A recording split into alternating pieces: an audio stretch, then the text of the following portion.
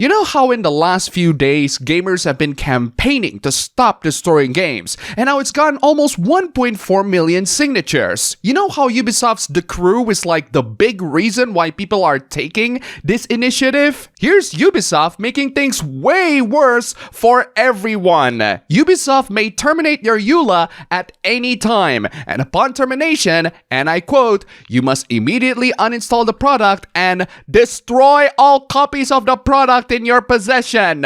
That's way too overkill, isn't it? We're here campaigning game companies to stop killing games, and here's Ubisoft literally telling people in their EULA to start killing games. Apparently, this was updated back in 2023, which is still pretty bad, and it does explain why they are persistent on killing the crew instead of providing people alternative means of playing that game when the servers are out. Say what you want about Concord, at least when they're out, they offered refunds. Like I said many times before, game companies are not your friends. They are not letting you own the games that you bought, and they are urging you to destroy the copies of the games that you already own. They're not even supporting their own workers and employees. Laying them off is just a regular thing to do, right? And how convenient it is that the latest video game layoff at the time of writing is from Ubisoft themselves. Oh, and here's their response to the whole thing. It's only making things worse. This paragraph literally says that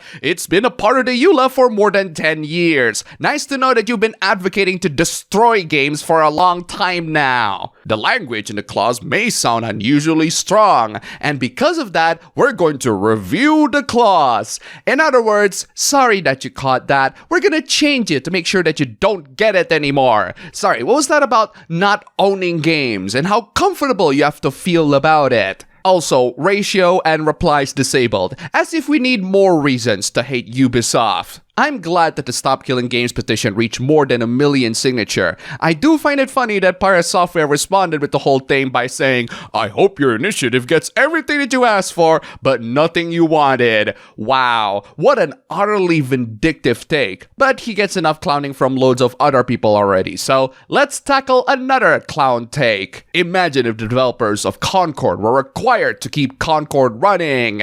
Yeah, imagine game developers making sure that their online-only game that customers bought with their hard-earned cash actually functions properly. How dare these customers demand these standards, right? Not that Concord is a great game, mind you, it's a pretty mediocre affair, but do you know what Sony did in response to the Concord shutdown? They offered refunds. I think Ubisoft should follow suit, but that would require Ubisoft having some ethics. Look at Hollywood, who is terrified to lose money. They venture nothing risky, remakes and sequels. Does that look familiar in the gaming industry these days? I really don't understand this comparison. At least you can rip movies and store them as a file. If you're going to make the excuse that you don't have the technical knowledge how to preserve those games, give the customers a freaking refund, just like how Concord did. A gift card or a coupon code would be a good start. You can generate those digitally on your sleep, but that would require game companies to take some form of loss, right? Because they really need to exploit their customers out of every dollar in their pocket, right?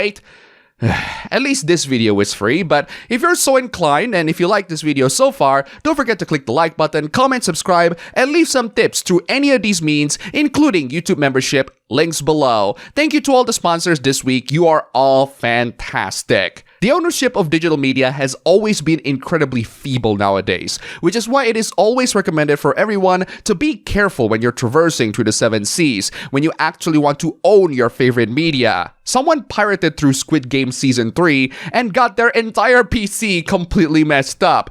I have no idea what caused this person's PC to completely cock up, but it's definitely something that they downloaded. Speaking of Squid Game, man, that last season was underwhelming. It was about as predictable as the Titanic sinking, and it totally screwed the whole build-up with a disappointing payoff. Squid Game ended up just like the Joker movie, a brilliant and downright culturally influential first movie that is completely overthrown by the absolutely garbage sequel that people would rather just forget about the whole thing already. Shame, because Lady Gaga as Harley Quinn is such a perfect cast. Saying this like piracy isn't the #1 way to get a virus. Well, it's not entirely wrong. There was that time where I got hacked, and that was when I tried to download the software from a shady website. But I do have to say that me getting a virus from some shady website is entirely a skill issue on my part, and I wish that I consulted our Piracy and its megafred and other treasures first. Also, it's not often I see Life is Strange Before the Storm reaction gifs. A lot of people who aren't in the know might. Well, now you know that you should always have a map to sail the seas first, before you actually take a step to sail them. And I have always recommended the R Piracy Megathread and its other treasures. It's not the best map, but it's a great starting map for your piracy journey. Please do not journey through the 7 seas without a proper map. The 7 Seas is a vast, seemingly never-ending ocean, full of pirates, hackers, corporations, and cops. Nintendo hates you when you pirate and crack their stuff, as evidenced by the FBI cracking down on Nintendo Switch pirates who have pirated Switch games and running them on unauthorized hardware and software. This shouldn't be a surprise to anyone who knows the insane lengths that Nintendo will go through to protect their intellectual property. And it is interesting that the FBI is more interested with illegally distributed ROMs rather than, any other more serious cases and scandals, but I guess the interests of the corporations are way more important. Unfortunately for the FBI, the one thing that they need to know is that pirates are like Hydra. You cut off one head, 2 more shall take its place. And we are not gonna stop pirating and ripping games when the opportunity is there. There were approximately 3.2 million illicit downloads, and these downloads cost an estimated loss of $170 million. $170 million lost?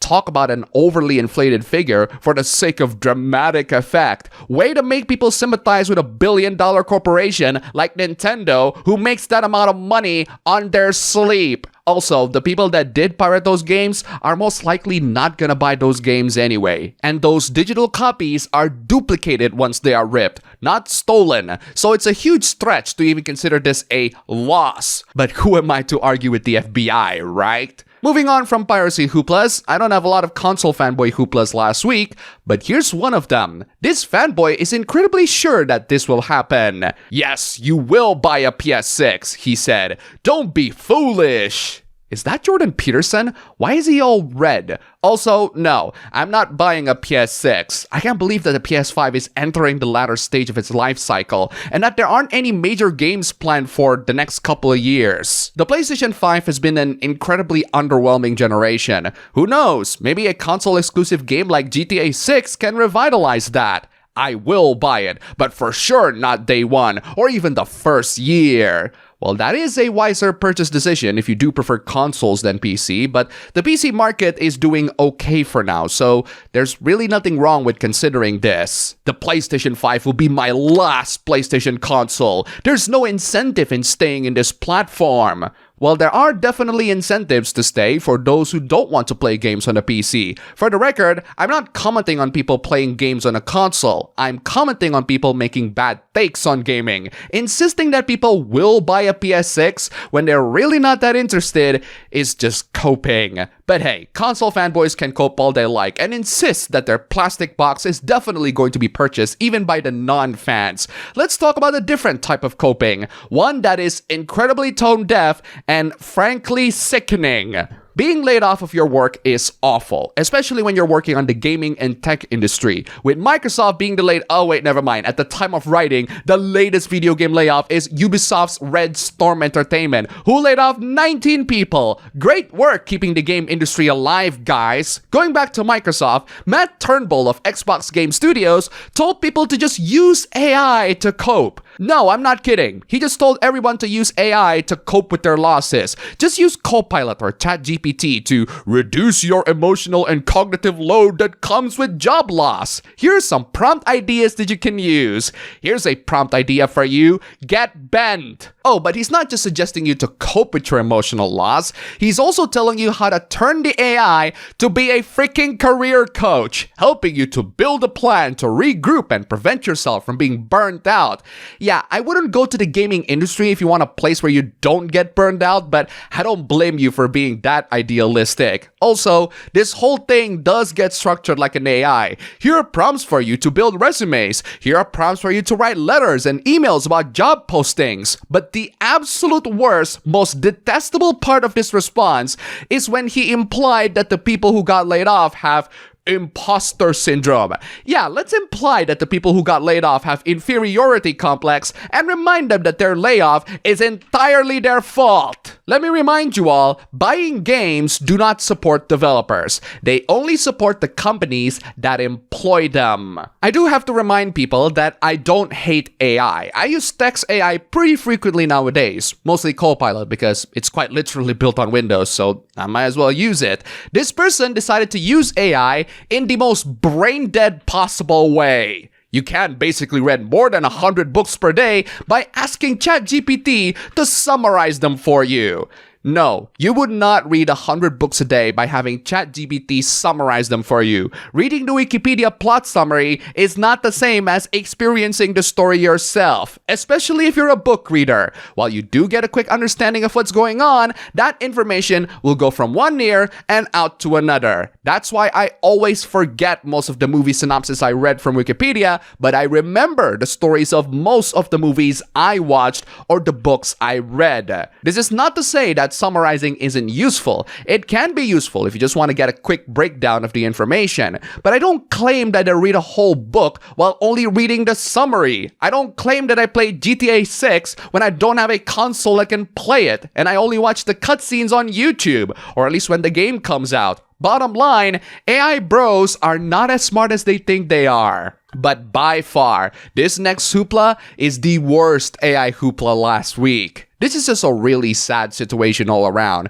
and it's happening in my neighboring country, an eternal rival by nation, Malaysia. This is a video promoting a cable car trip of some sort, and it looks pretty magical. That is, until you look carefully and realize that this whole video is AI generated. My favorite blunder of this video is when the visitors were somehow wearing shirts that have the same logo as the TV station. Talk about obvious paid shills. Oh, and that lady that breakdances in the end for no reason whatsoever. Seriously, what the hell is that? The really sad part is that there were elderly couple who traveled 300 kilometers to find this attraction, only to find out that there's really nothing there. They got fooled by the AI generated video, and they really have no idea who to sue in this instance.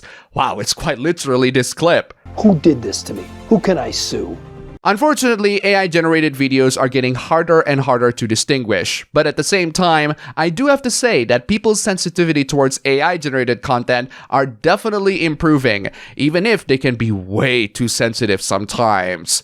And that's all for the video today. Here's a cat. Don't forget to check out my previous videos here, click the like button, comment, subscribe, leave some tips, just $1 down below, and thanks for watching.